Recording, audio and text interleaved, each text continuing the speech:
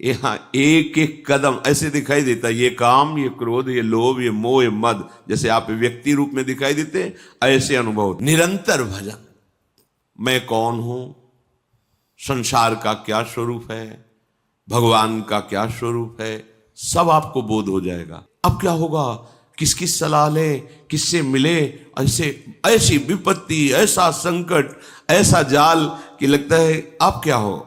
अगर नाम है तो फिर कहीं जाओ या ना जाओ, विजय तुम्हारे हाथ में है। बस धैर्य पूर्वक, बहुत माना है सबकी बात, एक बार मान लेते हैं। अब जब तक श्वास रहेगी नाम जपेंगे, निहाल हो जाओगे। देखिए, हम जो सोचते हैं वो क्यों नहीं होता, हम जो करते हैं वो क्यों नहीं सफल होता। आप जो दान कर रहे हो कई गुना बढ़कर आपको मिलेगा, अगर सत्पात्र को हुआ है। व्याधयश्च प्रहीयन्ते प्राप्यते चोत्तमम पदम, वो ऐसे उत्तम पद को प्राप्त होता है जो भजन करता है, क्योंकि उसको तत्व ज्ञान हो जाता है। तत्व ज्ञान हो जाने पर उसके ऊपर रोगों का प्रभाव नहीं पड़ता, जरा वृद्धावस्था का प्रभाव नहीं पड़ता, और मृत्यु का भी प्रभाव नहीं पड़ता, और उत्तम पद की उसको प्राप्ति होती है।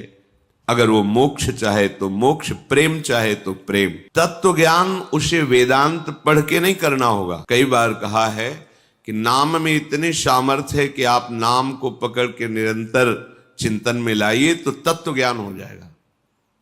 अपने स्वरूप का बोध, संपूर्ण संसार में क्या व्याप्त है, कौन सा व्यक्त तत्व है, वो आपको बोध हो जाएगा भजन बल से। जैसे बीजानि अग्नि दग्धानि नरोहंति पुनर्यथा, ज्ञान दग्धैस् तथा क्लेशैर्नात्मा संयुज्यते पुनः। जैसे आग में पकाया हुआ दाना पुनः अंकुरित होने के योग्य नहीं रह जाता। गेहूं, चना, कोई भी हो, भुन जाए, भुनने के बाद उसे आप खेत में डाल दीजिए, चाहे जितना खाद पानी लगाइए, अंकुरण नहीं होगा। ऐसे ही जिसको तत्व ज्ञान हो जाता है या भगवत प्रेम प्राप्त हो जाता है, तो उसके हृदय में कभी कोई वासना नहीं जगती। वो दिखाई देता है वैसे ही दाना, पर अंतर हो गया, एक में अंकुरण होगा और उसमें अंकुरण नहीं होगा। ऐसे ही भगवत प्राप्त तत्व ज्ञानी महापुरुष के हृदय में कभी भी मना खष्टानेन्द्रियाणि प्रकृति स्थानि कर्षति, ये जो प्रवाह है ये जागृत नहीं हो सकता। जैसे भुने हुए दाने में अंकुरण नहीं होता, उसके हृदय की अविद्या नष्ट हो जाती है। बिल्कुल हृदय में कोई चिंतन का क्लेश नहीं, आत्मानंद से परिपूर्ण हृदय हो जाता है। आत्मानम विन्दते येन सर्वभूत गुहाशयम, सबके हृदय में वही एक आत्म तत्व जो यहाँ है वो सबके हृदय में ऐसा अनुभव हो जाता है। एको ब्रह्म द्वितीयो नास्ति, दूसरा कोई नहीं, दूसरो न कोई। अब कितना परमानंद होगा जहां अन्य चिंतन नहीं है। ये जो सुख की स्फुरणा होती है ये उसी आनंद सिंधु के एक बिंदु के सीकर से है, और आनंद समुद्र में अवगाहन करने लगे तो कितना सुख होगा, कल्पना भी कोई विषयी पुरुष नहीं कर सकता। यदि भजन किया जाए, हृदय पवित्र हो जाए, तो श्लोकेन या वार्धनेन क्षीणम तस्य प्रयोजनम, आधे श्लोक में तत्व ज्ञान प्राप्त हो जाए। मार्कंडेय जी कह रहे हैं, सब भूतों के हृदय में विराजमान जो भगवत तत्व है वही मेरे हृदय में भी विराजमान है। इसका ज्ञान आधे श्लोक में हो जाए यदि हृदय पवित्र हो। पवित्र हृदय भगवत भाव, अपवित्र हृदय देह भाव, भोग भाव, जागतिक भाव। उसको संपूर्ण शास्त्रों के अध्ययन करने का कोई प्रयोजन नहीं। यहां क्या लक्ष्य करा रहे हैं, हमें अधिक से अधिक समय भजन में देना है। खूब नाम जब चल रहा है अंदर से, बस यही कमी होती है। हम बाहर की क्रियाएं तो सांगोपांग कर सकते हैं, पर निरंतर तैल धारावत भगवत चिंतन बड़ी बाधा पहुंचाती माया। भजन के जो बड़े सूरवीर हैं उनको भी परास्त करने के लिए ऐसे ऐसे जाल रचती है। क्या परास्त? उनका भगवत चिंतन छूटे और मेरे द्वारा किया हुआ विघ्न उसका चिंतन करे। पर वो भगवान के निज जन होते हैं, एक क्षण में उसके जाल को काट के अपने चिंतन में होते हैं। नहीं तो बह जाता है मनुष्य। अब हमसे भजन नहीं होगा, ऐसी विपत्ति आ गई, ऐसी समस्या आ गई, वो उसी चिंतन में इतना डूबने लगता है कि अब भगवत चिंतन छोड़। यही तो माया जाल रच रही थी तुम्हारा भगवत चिंतन छुड़ाने के लिए। बहुत विचित्र, तुम्हें दिखाई नहीं दे रही, यहाँ एक एक कदम ऐसे दिखाई देता, ये काम, ये क्रोध, ये लोभ, ये मोह, ये मद, जैसे आप व्यक्ति रूप में दिखाई देते ऐसे अनुभव होते। ये इसका जाल गिरा, अब ये गिरा, इसको कैसे बचाएं, पूरा विचार करके फिर देखते हैं कि अब तो हाथ से छूट गया, अब गया, अब बचा। देख सकते हो, बचा नहीं सकते। बचा तभी सकते हो जब वो बचना चाहे, और वो जाल ऐसे रचती है कि एक क्षण में इष्ट गुरु धाम सबको तिलांजलि दे के हाथ मिला लिया माया से। और यही ऐसे जाल रचती है कि लगता है परम सुख और परम हितैषी यही है हमारा। धोखा हो गया, अब वह निकल गया। तत्व ज्ञान प्राप्त करने के लिए कोई प्रयास की जरूरत नहीं, भजन करो, भजन करो। भगवान शंकराचार्य जी तत्व ज्ञान प्रदान करने के लिए ही आचार्य रूप में प्रकट हुए। वो कह रहे हैं कि तत्व ज्ञान में सबसे श्रेष्ठ है भक्तिरीव गरीयसी, भक्ति। अगर भगवान की भक्ति की जाए तो बहुत जल्दी तत्व ज्ञान प्राप्त हो जाए। भगवान शंकराचार्य जी भी निरंतर भजन, मैं कौन हूं, संसार का क्या स्वरूप है, भगवान का क्या स्वरूप है, सब आपको बोध हो जाएगा। नौ योगेश्वर इस सिद्ध महापुरुष आकाश मार्ग से चलते रहते हैं, अब भी हैं। ये विरक्त महापुरुष प्रायः जो सच्चे मार्ग के पथिक होते हैं उनके दर्शन पथ पे आते हैं, उपदेश देते हैं। इन्होंने कहा है कि एक एक कवल अन्न पाने जिसे जैसे क्षुधा निवृत्ति तुष्टि पुष्टि होती है, ऐसे ही एक एक क्षण भजन करने से आपके हृदय में अपने स्वरूप का ज्ञान, प्रभु के चरणों में प्रेम और संसार का ज्ञान, पूरा कुछ पढ़ना लिखना नहीं पड़ेगा।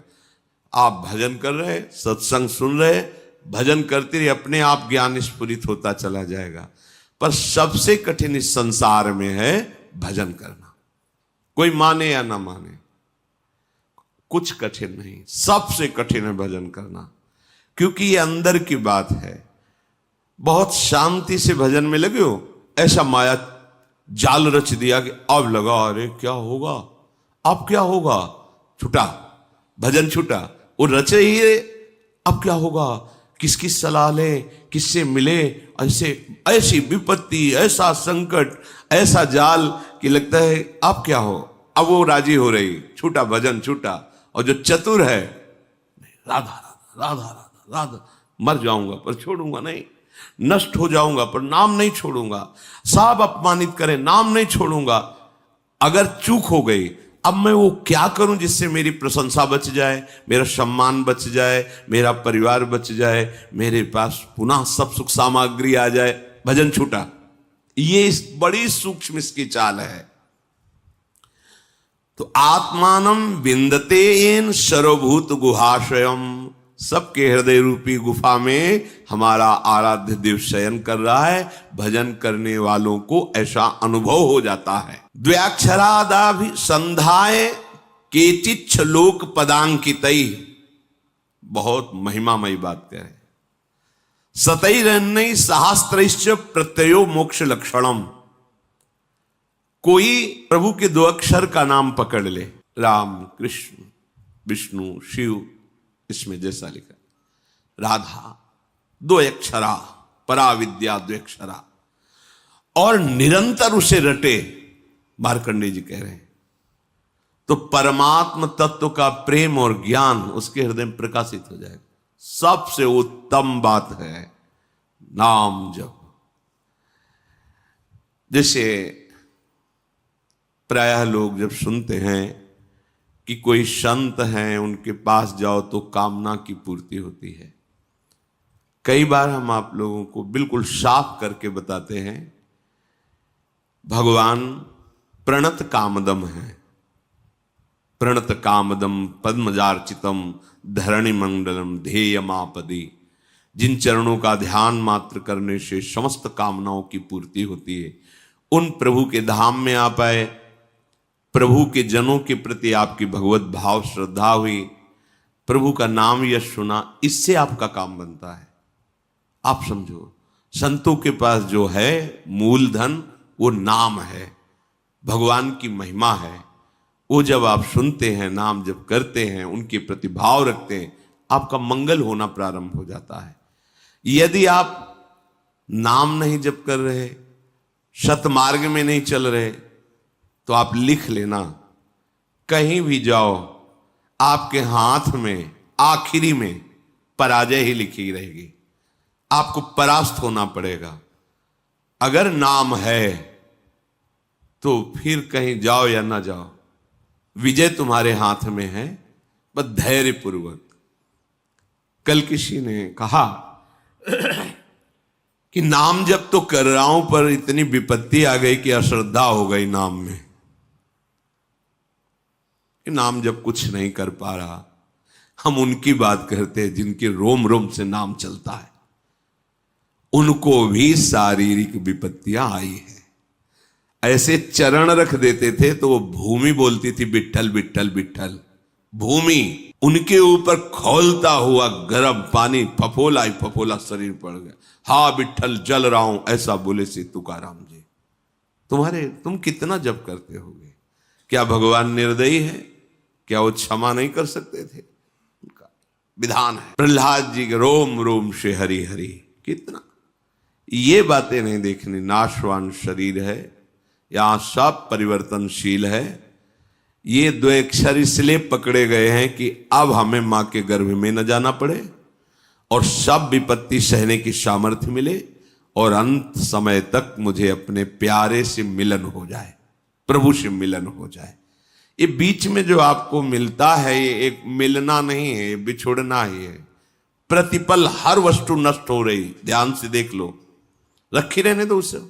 आप देखो तुम्हारे योग्य नहीं रह जाएगी, या प्रयोग कर लो तो 6 घंटे में देखने योग्य नहीं रह जाएगी, विष्ठा बन जाएगी। 5 मिनट बाद बमन कर दो, घृणा पैदा हो जाएगी। सब नाशवान परिवर्तनशील है। इसको ऐसा ना सोचो कि नाम जप कर रहे हैं तो हमारा काम नहीं बना, विपत्ति हो गई तो अश्रद्धा कर। सिद्धांत को समझो, हजारों बार कहा है, जब आप नाम जब शुरू करोगे तो पहले वो मल का नाश करता है, अनर्थ निवृत्ति करता है, जो आगे आपको भयानक जन्म मरण रूपी कष्ट, भयानक विपत्तियां देने वाला, पहले उसको भस्म करेगा।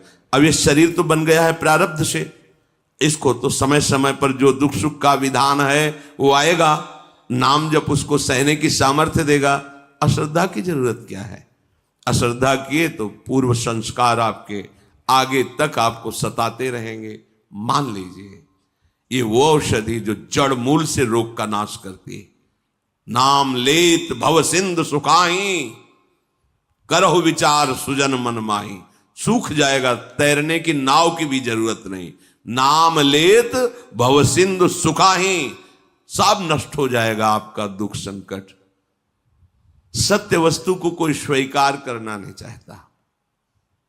नाटक को सत्य मान करके, ये संसार एक माया का नाटक है, वो इसे सत्य मान करके इसे भोगना चाहता है, इसका स्वामी बनना चाहता है, मायापति बनना चाहता है। सत्य बात स्वीकार कर ले तो आनंद मगन हो जाए, पर सत्य कड़ुआ लगता है ये ठीक है प्रवचन करो, सुन लिया, पर हमें चाहिए ये।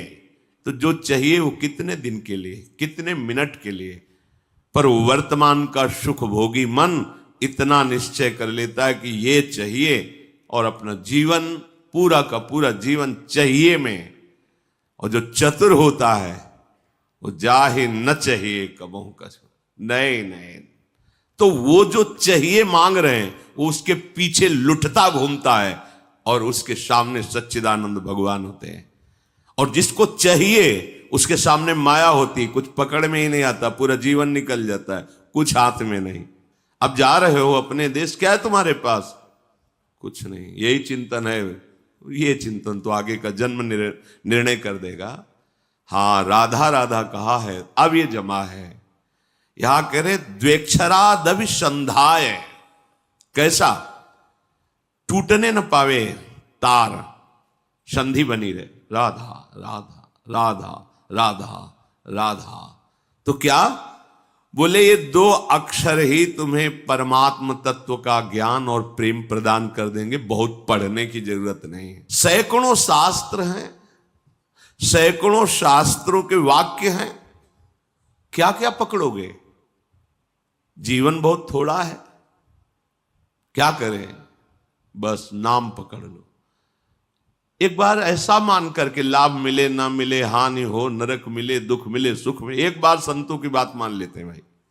बहुत माना है सबकी बात, एक बार मान लेते हैं। अब जब तक श्वास रहेगी नाम जपेंगे, निहाल हो जाओगे, देख लेना। पर ये ऐसा नहीं कि कुछ दिन ऐसे थोड़ा जपे और देखें कि लाभ हुआ कि नहीं। तो लाभ तो हुआ है, पर तुम देखने लायक नहीं हो उस लाभ को। तुम्हारे अंदर दिव्य दृष्टि थोड़ी जागृत हो गई कि हमारे पूर्व संस्कार इतने जमा थे, नाम ने भस्म कर दिया। अब वो देखो तो नाच पड़ो, पर वो तो दिखाई नहीं देता। वर्तमान की विपत्ति दिखाई देती है, जो शरीर रचने के समय निर्धारित कर दी गई थी कि इस तिथि को इस समय से ये तुम्हें दंड मिलेगा। अब नाम पहले पीछे का तुम्हारा भस्म कर रहा है। अब अज्ञानी जी वो सोच रहा है हम पीछे थे भी कि नहीं थे, हम तो अभी देख रहे हैं। तुम्हारे देखने से नहीं है, तुम्हारे अनंत जन्मों का हिसाब जमा हुआ। तुम अविनाशी जीव हो, बार बार शरीर पकड़ते हो और छोड़ते हो, उसके बीच में जो कर्म होता है तुम्हें उसको भोगना पड़ता है। ये भागवतिक सिद्धांत तुम्हारे ना कहने से थोड़ी हो जाएगा। तो जो बोध है, मोक्ष है, प्रेम है, ये आपको सहज में प्राप्त हो जाएगा यदि 2 अक्षर द्व्यक्षराद अभिसंधाय अपनी जीभ से जोड़ते रहो। राधा राधा राधा राधा। नायम लोकोस्ति न परो न सुखम संशयात्मनः। बहुत ध्यान देकर सुनिए। नायम लोकोस्ति न परो न सुखम संशयात्मनः। ऊचुर ज्ञान विदो वृद्ध्या प्रत्ययो मोक्ष लक्षणम। जिसके मन में इस बात पर विश्वास न हो, संशय भरा रहे, तो वो सुन ले, ना उसे इस लोक में ना परलोक में उसे सुख की प्राप्ति नहीं हो सकती। हित ध्रुव जो विश्वास है तब ही सुधरे बात, ना तरु माया पंथ में फिरे जो टक्कर खात। ए नाम पकड़ लो, मान जाओ हृदय की बात कहते, ऐसा बचाता है, पूरे जीवन देखा है। अगर वो ना हो तो माया ऐसे जाल रचती है कि लगता है अब क्या, तब लगता है नहीं, ये चकाचौंध माया की नाम नाम, वो एक इतना मजबूत पकड़, वो फिर माया हिला नहीं पाती, वो पकड़ पार हो जाता है। ऐसे ऐसे मगरमच्छ हैं इस माया में कि लील जाए पता भी न चले कि वो था भी कि नहीं था। बिल्कुल मान लीजिए, नायम लोकोस्ति न परो न सुखम संशयात्मना। इस लोक में परलोक में कहीं भी सुख नहीं मिलता जो संशयात्मा। और भगवान ने भी कहा संशयात्मा विनश्यति। जो संशयात्मा है उसका नाश हो जाता है। नाश का मतलब पतन हो जाता है। ज्ञान मोक्ष तो बहुत दूरी की बात है, उसे शांति सुख भी प्राप्त नहीं होता। इसलिए जो ज्ञान वृद्ध पुरुष हैं उनके कथन पर ध्यान दे। मार्कंडे जी कह रहे हैं, वयोवृद्ध नहीं कह रहे हैं, जो ज्ञान वृद्ध हैं उनके कथन पर ध्यान दे, उनके वचनों पर ध्यान दे। उनके वचनों से तुम्हें शास्त्रों का वास्तविक प्रयोजन क्या है ये पता चल जाएगा कि हमारे जीवन का प्रयोजन क्या है। हम जिए चले जा रहे हैं, कर्म करते चले जा रहे हैं, भोगते चले जा रहे हैं, मेरा लक्ष्य क्या है, मेरा विश्राम स्थल क्या है। तब आपको समझ में आएगा विश्राम स्थल भगवत प्राप्ति है। अतः मेरी बात ध्यान से सुनो। सबको चाहिए कि इंद्रियों को पवित्र कर लो, तो इंद्रियों के पवित्र तीर्थ स्नान से नहीं होंगे। कैसे होंगे? निषिद्ध विषय भोगों का त्याग करने से इंद्रियां और मन पवित्र हो जाता है। जो धर्म कहता है भोग लो, धर्म विरुद्ध यदि भोग भोगा, हर इंद्री का भोग है।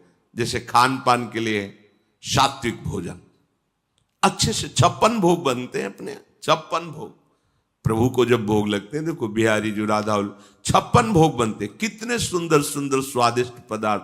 अब निषिद्ध भोग प्याज, लहसुन, मांस, मछली, ये सब गंदी चीजें जो तमोगुण पैदा करके राक्षसी वृत्ति का निमंत्रण दे दे। एक एक इंद्री का विषय हो, जनेन्द्री। गृहस्थ हो, धर्मयुक्त है, आपने पाणी ग्रहण संस्कार किया है, आप तो आपकी जनेन्द्री भोग भोगते हुए भी पवित्र है। नेत्रेंद्री, अपनी बहन को कैसे देखते हो, अपनी मां को कैसे देखते हो, अपनी बेटी को कैसे देखते हो, ऐसे दूसरे की बहन, दूसरे की बेटियों में जिससे पाणी ग्रहण किया है वो पत्नी है। इसके अलावा शास्त्र का आदेश है, नेत्रेंद्री पवित्र तभी होगी जब आपका दर्शन सही होगा, तभी तो ये भगवत दर्शन करने के अधिकारी बनेंगे। चाहे लाख समझाओ, पर ये मनमुखी चाल चलने वाले मानते नहीं हैं। सर्वांतर्यामी हृदय में बैठा है, तुम लुक छुप करके गलत दर्शन कर रहे हो, तो तुम भगवत दर्शन के कैसे अधिकारी हो सकते हो? इंद्रियां कब पवित्र होती हैं? जब निषिद्ध भोगों का त्याग कर दिया जाता है। ये तीर्थ, स्नान, दान से पवित्र नहीं होती। शास्त्र सम्मत भोगों को भोगिए, निषिद्ध भोगों का त्याग कीजिए, तो मन सहित पांचों ज्ञान इंद्रियां पवित्र हो जाएंगी। शास्त्र सम्मत कर्म कीजिए तो पांचों कर्मेंद्रियां पवित्र हो जाएंगी। बचा क्या? आत्मा तो पवित्र है ही, वो कभी अपवित्र हो ही नहीं सकती। बात बन गई। इंद्रियों की निर्मलता विषय भोगने से रोकने से होती है, विषयों के सेवन से इंद्रियां मलिन हो जाती हैं। बड़ा गूढ़ रहस्य है ये। इंद्रियों की पवित्रता विषय भोगों में जाने से रोकने से होती है, उनमें सामर्थ्य आती है। आगे प्रसंग आता है, जब गांधारी जी ने सुना कि धृतराष्ट्र जी के साथ हमारा ब्याह हो रहा है और वो नेत्रहीन है, ब्याह तय हो गया। रेशम का कपड़ा लिया, कई परत लगाए, आजीवन के लिए आंख में बांध लिया। जब मेरा पति संसार को नहीं देख सकता तो मैं संसार को कैसे देखूंगी? नेत्रेंद्री की ढक लिया उसे।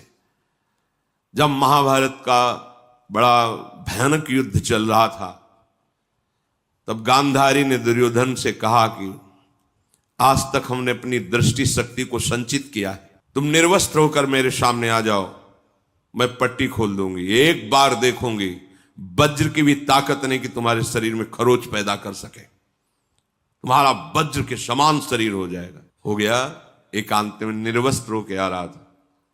भगवान बड़े लीला, जानते थे कि पतिव्रता है गांधारी और नेत्र आज तक बंद किए रहे तो दिव्य शक्ति जागृत हो गई, ऐसा ही हो जाएगा। जय भगवान को दिया, देखा तो ऐसे, ये बच्चे हो तो कहां जा रहे हो? वो मां ने कहा है कि ऐसे, ये तुम बच्चे हो, नंगे जाओगे? अरे मां ने कहा निर्वस्त्र तो ऊपर के कपड़े हटा दो, नीचे के कपड़े हटा दो, लेकिन मध्य में तो रखो ना। तो क्या हम कह रहे, कपड़े हटाने की बात कही, पत्ते ही लगा लीजिए, इतना तो कर लीजिए। हाँ, आपने ठीक सलाह दी। जे गांधारी ने पट्टी खोली, सामने देखा, आज्ञा का पालन क्यों नहीं हुआ? निर्वस्त्र क्यों नहीं रहे? और क्या बोले कि श्री कृष्ण ने समझाया है, जा यहीं से तोड़ा जाएगा तेरा, यही तेरी मृत्यु का कारण बनेगा। बेटा तूने चूक कर दी, यहीं से तू कमजोर हो। वही मारा था, जहां मारते थे तो चिंगारियां उठती थी गदा की, कहीं कुछ भी नहीं हो रहा था दुर्योधन का, लेकिन वहीं तोड़ा। जंघा से ऐसे पत्ते बांध लिए थे, वहीं तोड़ा, वहीं से उसका एक नेत्र शक्ति को रोक लिया। तो कितनी बड़ी सामर्थ्य। जो वाणी से मौन रहते हैं, कभी असत्य भाषण नहीं करते, नाम जप करते, वो अगर बोल दे तो होश में हो जाना, बिल्कुल सत्य हो, क्योंकि उनकी वाणी की सामर्थ्य जागृत हो चुकी है। हर इंद्री को जब भोगों से रोक दिया जाता है तो उसके अंदर अपार सामर्थ्य आ जाती है। पर यह बात सहज नहीं है। हम जो सोचते हैं वो क्यों नहीं होता, हम जो करते हैं वो क्यों नहीं सफल होता? क्योंकि पावर ही नहीं है। जब जो मनाया खा लिया, जो जब मनाया कर लिया, जब जो मनाया देख लिया, तो तुम्हारे अंदर आध्यात्मिक शक्ति नहीं। सब कार्य आध्यात्मिक शक्ति से होते हैं। थोड़ा तो समझिए, थोड़ा तो अपनी इंद्रियों पर शासन कीजिए। इंद्रियों में सामर्थ्य और निर्मलता आती, निरोध, निरोध माने रोकने से। विषयों का जितना शास्त्र आदेश करता है उतना स्वीकार, शेष विरोध, वो आगे भजन कर सकता है। जो ये लोग कहते भजन नहीं बनता तो मनमानी आचरण बनते हैं ना, इसीलिए भजन नहीं बनता। शास्त्र क्या आज्ञा कर रहा है? तपसा स्वर्ग गमनम भोगो दानेन जायते ज्ञानेन मोक्षो विज्ञेयस तीर्थ स्नान दघक्षया। तीर्थ स्नान से पाप नष्ट होते हैं, तपस्या से स्वर्गलोक की प्राप्ति होती है, दान से अधिक भोगों की प्राप्ति होती है। आप जो दान कर रहे हो कई गुना बढ़कर आपको मिलेगा अगर सत्पात्र को हुआ है। पर यदि भगवत तत्व का ज्ञान हो गया है तो आवागमन मिट जाता है, सारे कष्ट मिट जाते। वो केवल भगवत तत्व के ज्ञान से ही होगा, वो तुम्हारे दान पुण्य से नहीं। वो सत्संग के द्वारा प्राप्त विवेक से भजन करते हुए जो भगवत तत्व का बोध होता है वो आवागमन चक्र को मिटा देता है। इस जन्म में मनुष्य जिन जिन पदार्थों का उत्तम पात्र को दान करता है, भावी जन्म में उसे वो पदार्थ बहुत मात्रा में प्राप्त होते हैं। श्री मार्कंडेय जी ने कहा, विज्ञानार्थम मनुष्याणाम मनः पूर्वम प्रवर्तते तत्प्राप्य कामम भजते क्रोधम च द्विजशतम।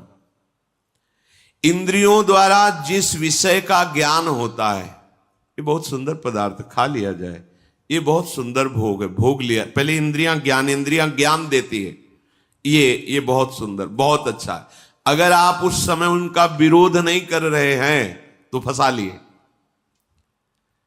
चतुर उपासक को जब वो आपके सामने भोगाकर्षण प्रकट करे उसी समय विवेक के द्वारा, बहुतों ने इसको भोगा सुखी हो जाते हैं ना, बहुत जन्म में तुमने भी भोगा सुखी हो जाते हैं ना, नहीं है ना। हम धर्म विरुद्ध आचरण नहीं कर सकते, अभी तक किया अब नहीं करें, ये शुरू कर दिया विरोध, अब वो जलाएगी। प्रमथन स्वभाव वाला मन, प्रमथन स्वभाव वाली इंद्रियां जलाएगी, उसको तुम सह जाओ, बस सहन नहीं कर पाते। हम बहुत कुछ सहन कर सकते हैं। देखो, अगर आपको जरा सा भी ऐसे अंगूठा दबाया जाए तो आपको कष्ट, आप कहोगे मैं नहीं सह, लेकिन हाथ टूट जाता है, सहते हो ना, पैर टूट जाता है, सहते हो, जीवित रहते हो ना। भारी से भारी ऑपरेशन, बड़े से बड़ा हो, आप सह जाते हो ना, क्योंकि आपके केवल सहने की स्वीकृति की जरूरत है। अपने स्वरूप को न कभी कष्ट हुआ है न कभी होगा। देह में जितना भी कष्ट आता है वो आपकी स्वीकृति के कारण आपको भासता है। आप जितना देह को मैं माने हुए उतना ही कष्ट होता है। तो अंतःकरण में जो ये इंद्रियां जलन कर, ये तो आप सहज में सह सकते हो। आप बड़े वीर हो, बड़े बड़े कष्टों को सहते हो। कितना कष्ट होता है मां को जब वो 9 महीने गर्भ को धारण करती है, प्रसव में कितना कष्ट होता है, पर उस सब सह करके अब अपने जरा विचार करो, अगर थोड़ा ज्यादा हो जाए, गैस बन जाए पेट में तो कैसा लगता है। वो हमें पूरा 9 महीने धारण किए रहे, सब कष्ट सह सकते हो आप भगवान के अंश हो। ये जो आप डर जाते हो ना कि मन की बात अगर नहीं पूरी करेंगे तो ये बराबर जलाता रहेगा, नहीं जलाता नहीं रहेगा, वो जल के शुद्ध हो जाएगा। अगर मैंने अपने मन और इंद्रियों की बात नहीं की तो मैं जी नहीं पाऊंगा, ये केवल डरा रहा है, तुम जी नहीं अमर हो जाओगे। अगर ये बात तुम स्वीकार कर लो कि तेरे प्रेरित किए हुए गलत मार्ग में मैं नहीं चलूंगा। इंद्रियों द्वारा किसी विषय का ज्ञान जब आपको कराया जा रहा है, बहुत ध्यान से साधक उपासक जन सुने, तो वो सबसे पहले मन को घसीटती है, इंद्रियां अपने में मिलाती है, क्योंकि ये इंद्रियों का नेता है। अगर ये ना कर दे तो कोई भी इंद्रिय अपना कार्य नहीं कर सकती। जैसे मन किसी विषय में गाढ़ मनन कर रहा है, कई बार हमने देखा है, आप क्या बोल रहे हो, बात हो गई, सब हो गई, बाद में आपने पूछा कि आपने तो हाँ कह दिया था, नहीं हमें पता नहीं कि हमने हाँ कहा। और देखो, जब तुम्हें हाँ करवाना हो तो 3-4 बार हमसे बोलो कि आप सुन रहे हो ना, सुन रहे हो ना, और जब फिर हम हाँ कहें तब हाँ मानना, पहली बात में हाँ मत मान लेना, क्योंकि अब हाँ ठीक है ऐसा क्या तो देखा गया कि अगर मन कहीं लगा हुआ है तो इंद्रियां भी नहीं पकड़ पाती कि आप क्या बोल रहे हैं, कौन आया, कैसे है। वो हो रहा है सब, पर पकड़ में नहीं आएगा, वो स्मृति में नहीं आएगा। अगर मन अपने साथ हो जाए तो इंद्रियां कुछ नहीं बिगाड़ सकती। पर क्या होता है, विषय का ज्ञान कराने वाली इंद्रियां सबसे पहले मन को अपने में घसीटती। जहां अपने मन में इंद्रियों की प्रियता विषय भोगों में, और वो तीनों एक हुए, और अगर बुद्धि में विवेक नहीं है तो मन तत्काल बुद्धि को अपने अधीन कर लेता है। इस कहने में बहुत देर लग गई, अधीन करने में नहीं लगता। और जहां बुद्धि अधीन हुई तो उस विषय में राग या द्वेष हो जाएगा। प्रतिकूल है तो द्वेष हो जाएगा, अनुकूल है तो राग हो जाएगा। दोनों में जलन होती है। राग में जो हर्ष होता है वो शोक में परिणित हो जाएगा। अगर राग का हर्ष स्वीकार न हो तो शोक छू नहीं सकता। यह अध्यात्म है। जब किसी विषय में राग हो जाता है तो मन तत्काल संकल्प बना लेता है, राग में भी और द्वेष में भी। ठीक है, भोगोगे अब तुम। द्वेष है तो विरुद्ध भाव का संकल्प, प्रतिकूल। राग है तो अनुकूल भाव का संकल्प। अब तुम्हारी अनुमति की जरूरत नहीं हुई, समझ लो।